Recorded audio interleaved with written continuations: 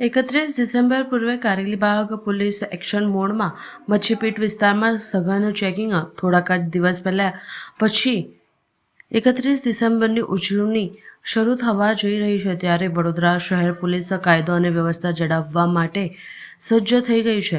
શહેરમાં શાંતિ જળવાઈ રહે અને નશાખોરો તેમજ અસામાજિક તત્વો પર લગામ કરી શકાય તે માટે તે હેતુથી કારેલીબાગ પોલીસ સ્ટેશન દ્વારા વિશેષ ડ્રાઈવ શરૂ કરવામાં આવી. પીઆઈ એન.એમ.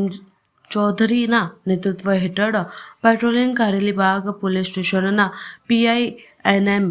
ચૌધરી અને તેમની ટીમ દ્વારા ગત રાત્રે શહેરના સંવેદનશીલ ગણાતા મચ્છીપીટ વિસ્તારમાં આકસ્મિક ચેકિંગ હાથ ધરવામાં આવ્યું. પોલીસ કાફલાએ આ વિસ્તારની ગલીઓમાં ફૂટ પેટ્રોલિંગ કરી શંકાસ્પદ જણાતા લોકોની પૂછપરછ કરી હતી.